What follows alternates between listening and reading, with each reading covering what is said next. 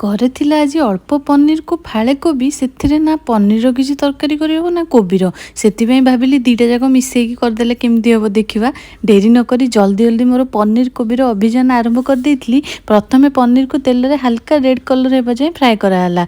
Then pan रे तेल रे सुखिला लंका फुटण फुटे पकेदवा कटा पियाज पियाज हल्का रेड कलर है पर आड करवा आम कटा टमाटो गाजर और कैप्सिकम सबू वेजिटेबल को किछि टाइम फ्राए कर दे पकेदवा लुण लंका गुंड हलदी गुंड करी पाउडर वेजिटेबल टी सीझीगले आम पकेदवा बंधाकोबी सबको मिक्स करी घोड़े किछि टाइम कि छाड़ीदवा सीझापी कोबी हल्का सीझीगले आड करदेवा पनीर पुणी किछि टाइम ताको घोड़े दबा शेष पकेदवा मेथी पत्र गरम मसलार गुंड।